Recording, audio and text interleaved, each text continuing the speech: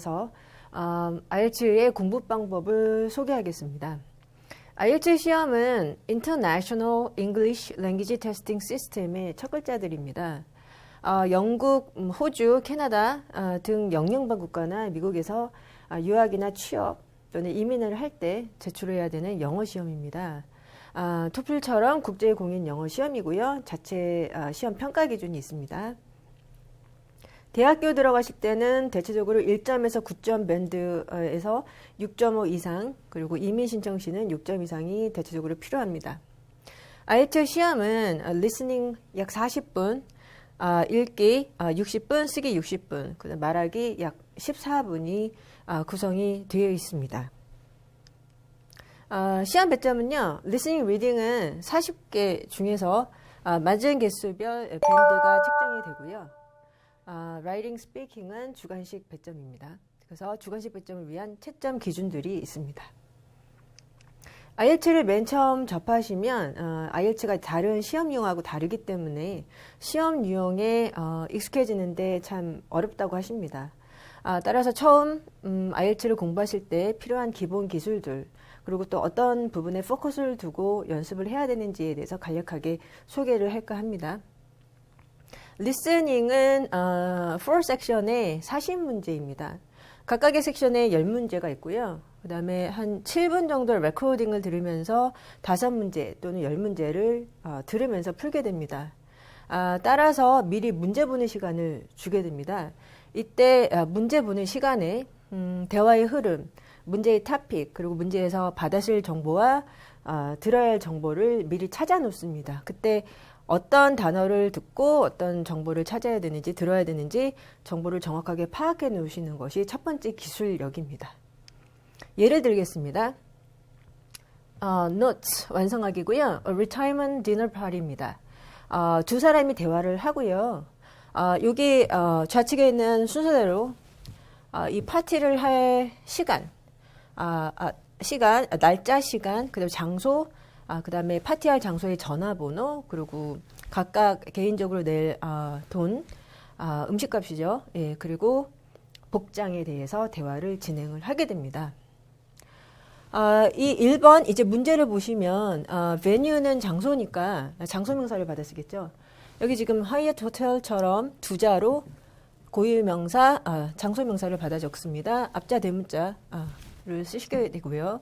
2번 같은 경우는 이 앞에 나온 780201 뒤에 6자를 받아쓰게 됩니다. 그다음 3번 같은 경우는 게스트는 18불, 스태프는 몇 불 이렇게 답이 되겠죠. 그때 달러 표시 같이 적어주시면 되고요. attire는 복장이니까 뭐 캐주얼인지 아니면 포멀인지 들으시고 그에 맞는 답을 쓰시면 되는 것이죠. 문제의 답을 어떤 답을 적어야 될지 잘 모를 경우에는 들려도 그냥 흘려버리는 경우가 있기 때문에 항상 문제 보는 시간을 충분히 활용하셔야 됩니다. 그 다음에 레코딩을 들으면서 대화의 토픽이 바뀔 때 이렇게 쫓아가시면 됩니다. 그런데 이 대화는 특히 질문으로 토픽을 바꾸죠. 그래서 각각의 질문을 놓치지 않고 들으시면 되는데 이 질문의 키워드들은 이미 나와 있는 단어들의 이제 동의어나 동의구로 들리죠. 그래서 이 지금 단어들이 질문에서는 어떤 단어를 바뀌어서 있을지 예상을 하거나 아니면은 동의어를 들으시면서 각각을 그건 이거네, 그건 이거네라고 매칭을 하시면서 진행하는 기술이 필요합니다. 예를 들면 이제 venue 같은 경우는 우리 어떤 장소를 갈까, 어디서 파티를 할까라는 질문은 which place is good to have the party?라고 이제 place라는 단어를 듣게 되죠. 그러면 place를 듣는 순간 venue랑 순발력 있게 연결을 하시면 되는 것이고요. 그다음에 attire 같은 경우는 질문이 Have you checked the dress code for the hotel?입니다. 그래서 드레스 코드를 듣는 순간 attire구나라고 순발력 있게 연결을 하셔야 된다는 것입니다. 이게 조금 늦으시면 이제 문제를 놓치게 됩니다. 따라서 두 번째 기술은 이제 동의구 매칭 능력입니다. 그래서 연습을 많이 하셔야 되는데요. 다음 문제 세트를 보시면 21번은 노이즈 레벨이 가장 낮은 시간대, 그래서 몇 시하고 몇 시 사이에를 이제 답을 적으시면 되는 것이고, 그 다음에 노이즈를 가장 많이 영향을 받는 사람, 명사를 찾으시면 되고, 그 다음에 노이즈 레벨을 줄이기 위한 가장 효과적인 방법이 무엇인지를 그 명사구로 들으시면 되는데 이 lowest나 가장 most effected나 아니면 most effective의 그 단어들이 단어 구들이 레코딩에서 어떤 동의구를 들릴지를 예상하거나 아니면 그 동의구가 들릴 때 놓치지 않고 각각을 빨리빨리 매칭해 주시는 기술이 필요합니다. 이렇게 해야지만 40문제를 놓치지 않고 다 들을 수가 있거든요. 이런 부분들은 하루아침에 되는 것은 아니고 많은 문제를 반복해서 풀다 보면 생기는 기술들입니다. 이 IELTS 리스닝은 보다시피 빠진 정보 중심의 청취입니다. 전체 독해보다는 이제 빠진 정보 중심으로 청취를 하게 되죠. 그러면서 요점 파악 능력이나 숫자, 장소, 시간 등의 필요 정보를 찾아듣는 능력, 그리고 동요 구문이 많이 연습이 되겠습니다. 유형별로 푸는 방법들이 약간 다르기 때문에 유형별 접근 방식을 따로따로 공부를 하셔야 되고요.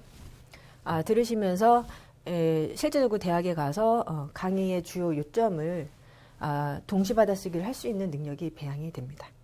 열심히 공부하시면 좋겠습니다. 일단 리딩을 볼까요? 리딩은 시험시간 60분, 섹션이 3 섹션입니다. 아카데믹 같은 경우는 긴 글들이 3 패시지가 나오고 그것에 관해서 각 패시지당 13문제, 14문제가 배정이 되죠. 그 전체 40문제입니다. 리딩이 가장 다른 시험과 틀린 것은 전체 독해보다는 스키밍과 스캐닝 기술을 테스트한다는 것입니다. 따라서 한 문제당 뭐 본문의 패시지에서 한 문장만 읽거나 아니면 한 2문장을 읽어서 답을 찾는 경우들이 많기 때문에 우리는 지금 문제를 읽고 그 문제를 풀기 위한 그 해당 문장을 정확하게 스캔하는 방법을 연습하게 된다는 것입니다. 예를 들면 다지선다형, 단답형, 문장의 빈칸 채우기 이런 문제 유형 중에서 가장 출제율이 높은 true false not given을 가지고 스키밍하고 스캐닝 기술이 무엇인지 간략하게 소개를 하겠습니다. 먼저 지시문 보시겠습니다. Do the following statements agree? 일치합니까? With the information given in the passage. 패시지에 있는 정보와. True. If the statement agrees with the information. 정보와 동일하면 true를 쓰시고요. False. If the statement contradicts the information. information과 다르면 false. Not given은 if there is no information on this. 정보가 없으면 not given입니다. 일단 짧은 글을 인용해서 보겠습니다. 일단 우리가 서베잉 제목을 보셔야 되겠습니다. Library Facility 그리고 부제목들을 보세요. Information Center, Library Resources 등 있죠. 그래서 도서관 시설에 대한 안내문이라는 그 내용 파악을 하시고 그 다음에 이제 문제를 보시면 하나의 문제만 샘플로 나와 있습니다. There is more library staff available throughout the day 라는 문장입니다. 여기서 정보를 찾으려면 일단 키워드를 찾아야 되잖아요. 어떤 키워드에 대한 정보인지 찾아야 되는데 이 문장 이게 패시지를 먼저 보시고 내용을 잡아서 그 내용에 어울릴 만한 키워드를 매칭하는 기술이 가장 중요한 기술입니다. 그게 잘못 키워드를 잡으시면 정보도 잘못 매칭을 하기 때문에 이것이 가장 베이직한 기술이 되겠습니다. 그래서 제목에 맞춰서 키워드를 잡으면 당연히 라이브러리 스태프의 증설이 되는 것입니다. 이 키워드를 제외하면 이제 정보가 보이시죠? throughout the day. 그래서 언제 증설이 되는지에 대한 정보임을 알 수가 있습니다. 이 throughout the day라는 것이 이제 밑줄이고 이 정보를 본문에서 찾는데 이 정보를 true, false, not given의 개념으로 독해를 하시면 개념은 똑같은데 다른 어휘로 나와 있으면 true. 화요 종일이 아니라 다른 시간대가 나와 있으면 false. 시간대가 없어서 이게 맞았는지 틀렸는지 알 수 없으면 not given이 됩니다. 그래서 그렇게 이제 문제를 독해를 하시고 본문을 가시면 라이브러리 스태프를 찾습니다. 여기 라이브러리 스태프라고 있죠. 유형이 어려워지면 이 키워드 자체도 동의어로 바뀌어 있습니다. true나 false일 경우에요. 그래서 많이 못 찾는 경우가 있기 때문에 키워드 자체가 이제 동의어로 바뀌어 있을 경우에 많은 연습이 필요하고요. 지금 같은 경우는 간단히 그대로 나와 있고요. 그 다음에 more staff에 대한 본문의 정보를 보세요. during the peak hours라고 되어 있습니다. 이게 이제 시간 정보라는 걸 이제 아셔야 되는 거죠. 그래서 스타프 증설이 되는 시간 정보가 있기 때문에 이 정보는 not given이 아니라 답이 이제 true나 false에서 나온다는 것입니다. 그것이 가장 기본적인 독해고요. 이거는 가장 바쁠 때고 이것은 하루 종일이기 때문에 이 정보는 틀린 정보죠. 그래서 답이 false가 되겠습니다. 자, 그래서 간단한 문제 푸는 방법을 봤죠. 일단 정리를 하시면 지시사항 읽었고요. 그 다음 본문을 훑었습니다. 본문의 제목과 전체 내용을 스키밍해서 도서관 시설에 대한 안내문임, 그리고 세부적인 사항으로는 인포메이션 센터랑 라이브러리 리소스가 있었습니다. 문제를 읽고 이제 키워드를 찾았죠. 제목에 맞춰서, 내용에 맞춰서 라이브러리 스타프를 키워드로 잘 찾았습니다. 키워드를 제외하면 이제 매칭 정보가 되는 거죠. 그래서 매칭 정보는 온종일이라는 시간 정보가 되는 거죠. 그래서 언제 스타프가 증설되는지의 정보를 찾는 문제였습니다. 이때 이제 키워드를 잘못 찾으면 매칭 정보도 틀린 곳에서 찾게 되죠. 그래서 많은 오답이 나오는 거를 주의하시고, 방법은 반드시 제목과 전체 내용을 파악한 다음에 관련된 키워드를 찾는 것입니다. 이것이 사실 말은 쉬운데 처음에 적응하기 참 힘들어 하십니다. 많은 연습이 필요하고요. 그 다음 매칭 문장을 본문에서 잘 스캔하시면 되겠습니다.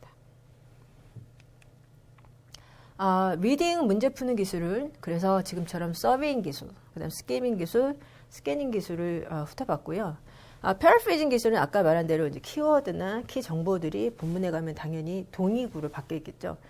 그것을 연결하는 능력이 필요한 거죠. true, false, not given인 경우는 특히 true 같은 경우는 매칭 정보도 그렇고 그 다음에 핵심어 같은 경우도 다 동의구로 바뀌어 있기 때문에 true 문제를 잘 맞추려면 가장 중요한 기술이 되겠습니다.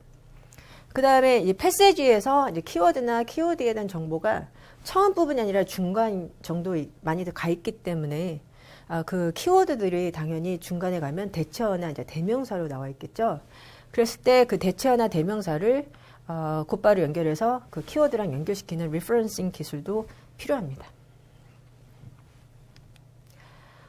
리딩은 시간 내에 푸시는 게 가장 중요하죠. 그래서 항상 찾을 정보를 중심으로 스캔을 하시고요. 전체 독해를 고집하지 마시고, 그 다음에 쉬운 문제부터 푸시는 것이 좋습니다. 그래서 어떤 게 자기한테 쉬운 문제인지는 경험을 통해서 아는 거기 때문에 많은 유형을 통해서 제가 잘하는 유형이 뭔지를 아셔서 그 쉬운 유형부터 푸시고, 그 다음에 나머지를 이게 중복 출제가 안 되기 때문에 한 가지 유형을 풀면 그 유형이 나온 그 단락을 제외하고 푸시면 되기 때문에 단락을 좁힐 수가 있습니다. 그때는 충분히 독해할 수 있으니까 방법적으로 활용하시고요.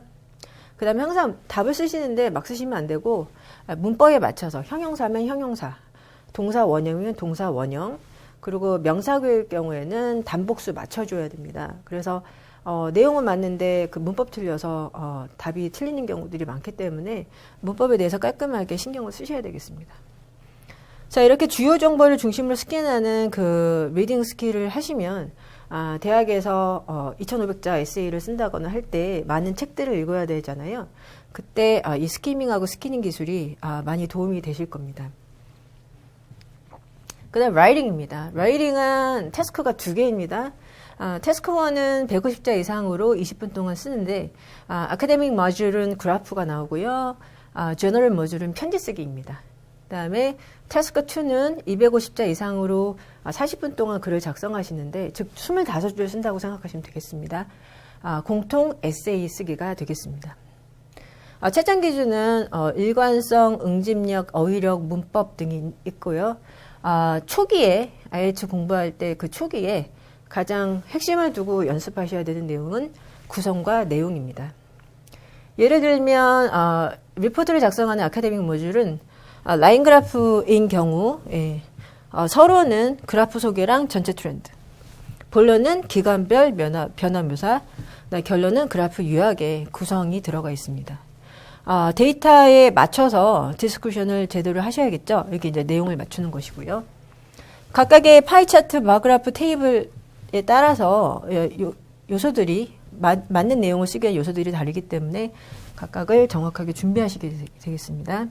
그 다음 편지 쓰기는 예를 들어서 불평하는 편지일 경우에 구성은 서론 첫 줄은 아는 사람한테 쓰면 그레이딩부터, 그리고 모르는 사람은 자기소개, 그 다음 둘째 줄은 편지 쓰는 목적, 즉 불평하기 위한 편지를 씁니다.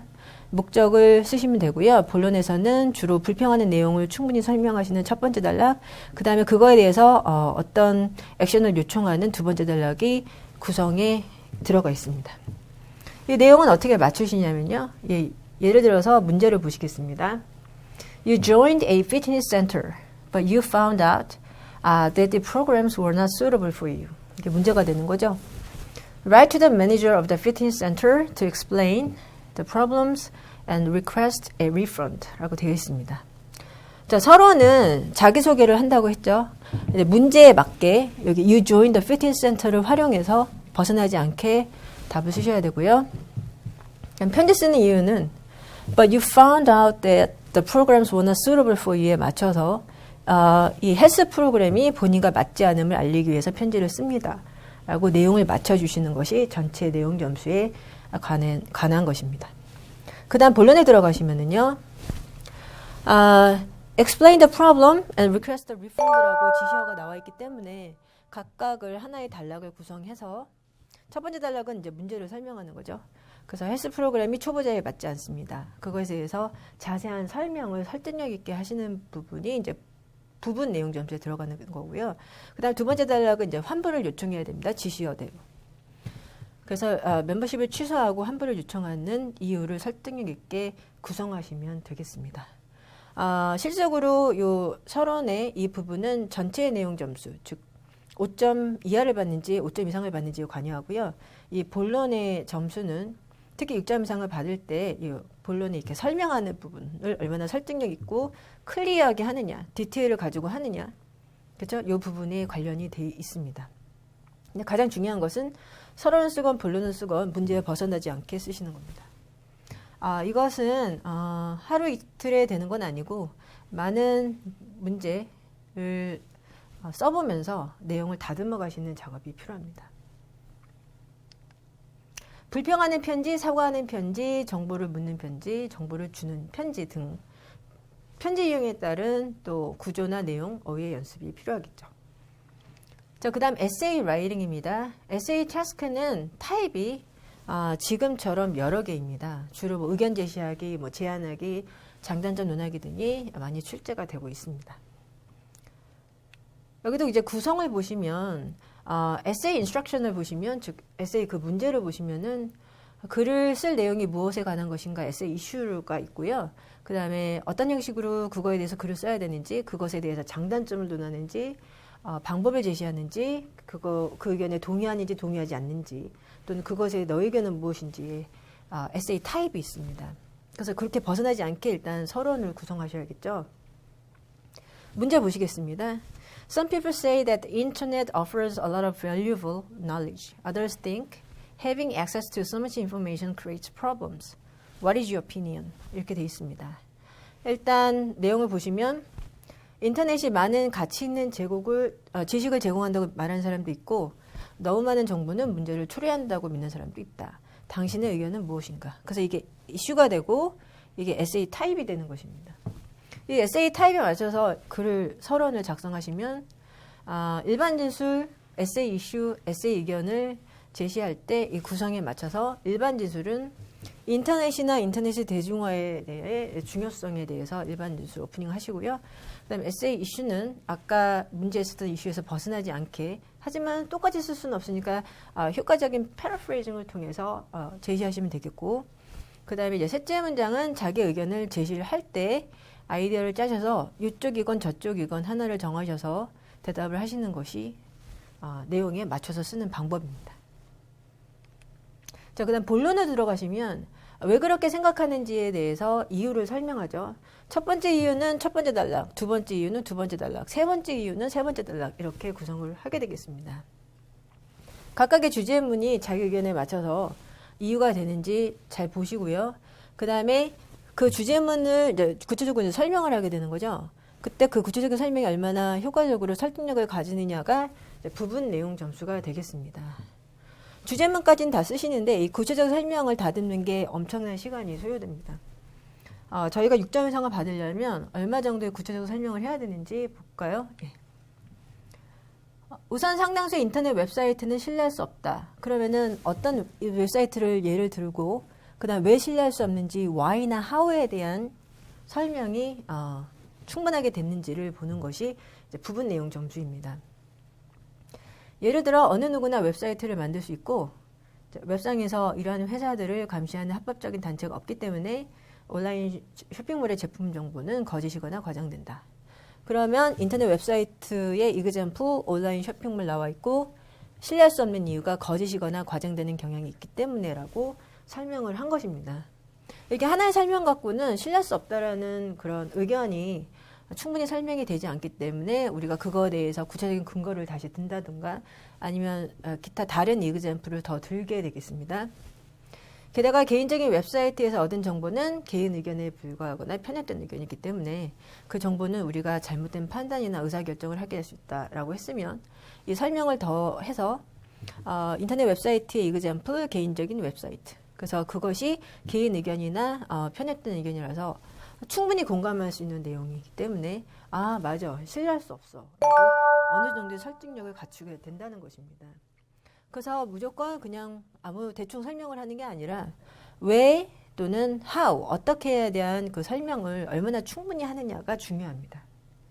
그래서 이 부분을 가장 중요한 부분 내용 점수에서 그 설명 부분을 디테일하게 주고 설득 있게 주는 것이 가장 중요한 기술입니다. 결론은 다시 자기 의견을 요약하시면 되고요. 마무리는 다시 인터넷이나 또는 인터넷에서 유익한 정보를 구별하는 능력의 중요성 등을 파이널 코멘트로 넣으시면 되겠습니다. 자, 에세이는 유형에 따른 구조와 내용을 연습하셔야 됩니다. Do you agree? 질문 또는 discuss the advantages and disadvantages의 지시문, give some suggestions의 지시문에 따라서 구성과 내용이 좀 달라지겠죠. 그래서 각각의 유형이 4개든 10개든 충분히 연습을 하시고 시험에 들어가시는 것이 가장 중요한 기술력입니다. 자, 에세이를 많이 연습하시다 보면 대학 에세이를 충분히 소화할 수 있는 기본 역량이 배양이 됩니다. 그래서 물론 에세이 연습하는 게 힘들지만 대학 준비를 충분히 하셔야 되기 때문에 기쁜 마음으로 준비하실 수 있게 마음을 갖추시면 좋겠습니다. 그 다음 마지막 스피킹입니다. 스피킹은 1대1 인터뷰고요. 그 다음에 한 15분 정도를 예상할 수 있습니다. Part 1은 일사적인 토픽에 대해서 한 5분가량 질문을 하는데 한 2-3개의 토픽, 즉 2개 정도의 토픽을 생각하시고 그 5분 동안 그 2-3개의 토픽에 대해서 한 2-3가지 질문을 하시면서 진행이 됩니다. 이 기초 예상 문제의 그 토픽들은 가령 30개도 있을 수 있고 40개도 있을 수 있겠죠. 기본적으로 20개 이상은 꼭 준비를 하고 시험에 들어가시면 좋겠고요. 파트로 넘어가면 태스크 카드를 주세요. 그러면 그거에 대해서 1분 준비하고 1-2분 발표하는데 연습은 항상 2분을 채워서 연습하시게 되겠습니다. 이것도 역시 한 20개 이상을 꼭 준비를 하시고 들어가시고요. 파트 3가 가장 중요하죠. 태스크 카드에 주어진 특정 토픽이 있을 거예요. 그거에 대한 일반적인 질문들인데 난이도가 있습니다. 그래서 대충 그 대답을 잘 못하시기 때문에 논리적으로 파트 3에서 받은 점수가 전체 밴드 스코어에 많은 영향을 주기 때문에 충분히 연습을 하시는 것이 스피킹 시험에 좋은 점수를 받는 관건이 되겠습니다. 스피킹 시험 평가 기준은 유창성, 일관성, 어휘, 문법, 또 발음 등이 있습니다. 여기서 저희는 연습 포커스만을 좀 정리를 하겠습니다. 파트 1은 각각의 토픽에 대한 질문들을 하게 되는데 이 질문이 설명하는 질문, 의견 제시하는 질문, 비교 대조하는 질문, 예측하는 질문에 맞춰서 정해져 있습니다. 이 중에서 2-3가지의 질문을 하게 되겠죠. 그런데 의견 제시나 비교 대조 질문을 많이 하기 때문에 그리고 특히 비교 대조 질문에서 많이 막히기 때문에 각각의 토픽에 의견 제시나 비교 대조 질문들을 중점적으로 찾아서 연습을 충분히 하고 가시는 것이 중요합니다. 테스트 카드를 보겠습니다. 테스트 카드는 예상 토픽들이 한 적어도 50개는 넘겠죠. 예, 그래서 얼마나 연습을 하는가가 사실 중요하긴 한데 카드를 한번 보시겠습니다. Talk about the internet. 이 테스트 카드의 토픽은 인터넷입니다.